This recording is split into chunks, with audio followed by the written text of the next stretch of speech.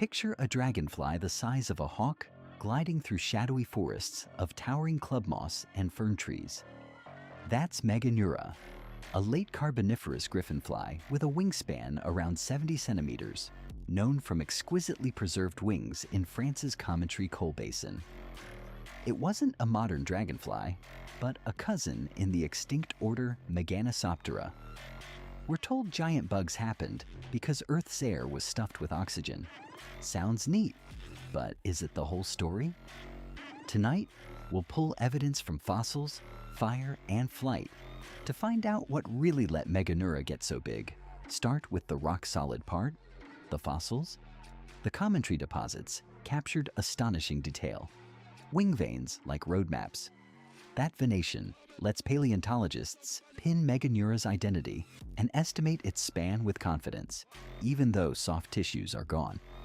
We don't have the exact body mass. We do have consistent wing proportions across related griffinflies, which keeps the size estimates grounded. So yes, a hawk-sized insect really flew.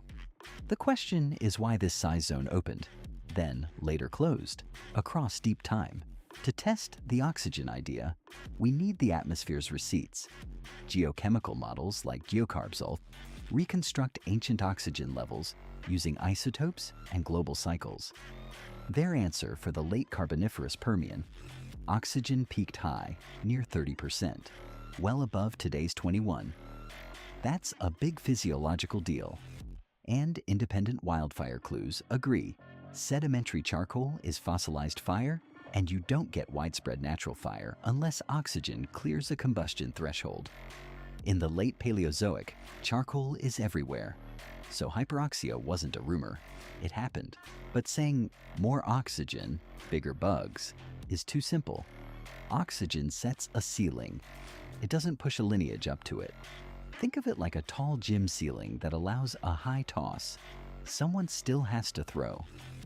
The key is how insect breathing works. Insects don't have lungs.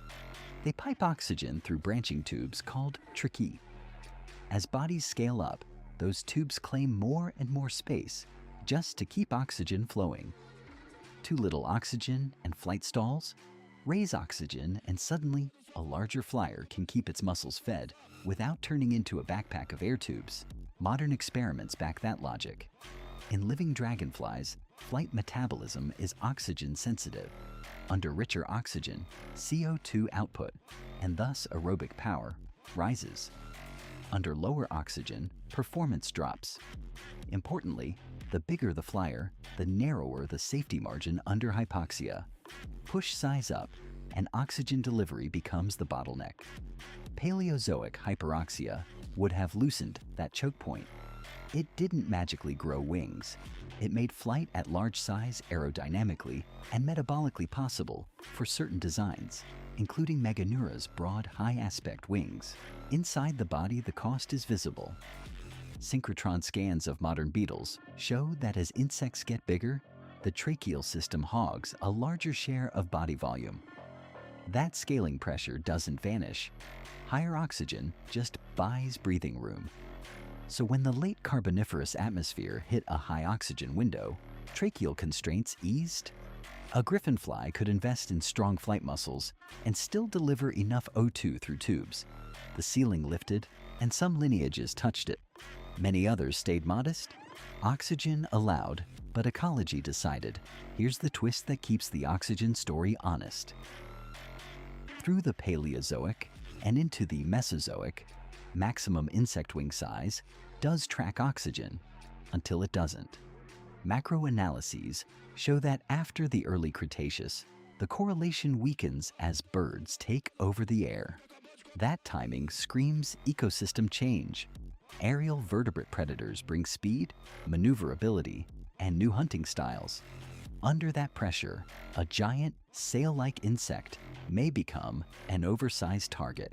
So even if oxygen stayed decent, the safe space for extremes shrank as skies filled with beaks and claws. This gives us a two-key model. Key 1, physics and physiology. Oxygen sets what's even possible for a tracheate flyer. Key 2, ecology. Competition, predation, and climate Decide which possibilities are profitable. In the Carboniferous, warm wet swamps, few aerial vertebrates, and abundant prey built a buffet for big flyers. Griffin flies exploited it. Later, as climates shuffled and vertebrate flyers exploded, the aerodynamic game changed. Large size stopped paying as reliably, and lineages shifted toward agility, stealth, or life histories less exposed in open air. Look again at Meganeura's likely lifestyle through that lens. With long, straight veins and big, power-friendly thoraxes, griffin flies were built for strong, gliding inflected flight and sudden acceleration. Imagine them quartering over pond margins and fern thickets, ambushing softer-bodied prey in humid air, dense enough to help those wide wings bite. In a world without birds, a huge silhouette wasn't a daily liability.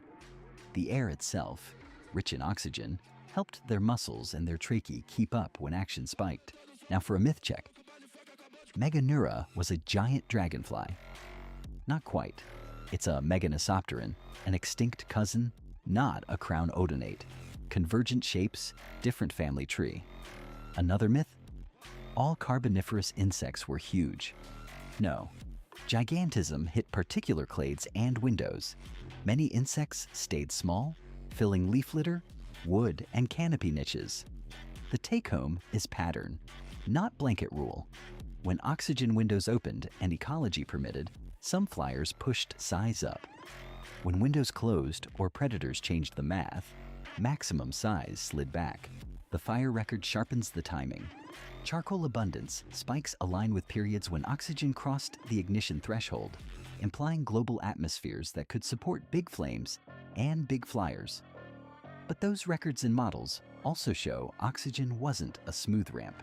It pulsed stepwise with peaks and plateaus. That means the ceiling moved over millions of years.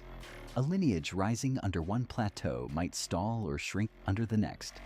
It's not a single event. It's a long conversation between air chemistry and ecosystems. What about temperature and climate? Cooler air is denser, which can help lift at a given wing area. But cooler conditions also slow insect development and can alter metabolism. The macro studies tried to peel temperature signals apart from oxygen and still found oxygen pulling hardest on maximum size until birds arrive. That speaks to a hierarchy. First, can your tubes move enough oxygen for those muscles? If yes, then can your body plan dodge, chase, and survive the neighbors sharing your sky? So why did giants fade? Picture the Cretaceous sky. Early birds accelerating, pterosaurs diversifying, flowering plants reshaping habitats, and insect prey getting faster and trickier. To survive, insects leaned into agility, burst speed, and complex life cycles. A meter of wing makes you visible and inertia heavy. In a predator-rich airspace, smaller frames with rapid wing beats and tight turning win more often. Even if oxygen would allow a giant, the risk-reward balance tilts against it. The ceiling stays high, the floor shifts under your feet. This leaves Meganeura in a clear slot in deep time, a specialist of high-oxygen coal swamps with skies friendlier to big arthropods. Its fossilized wings from Commentry, France, are not just trophies.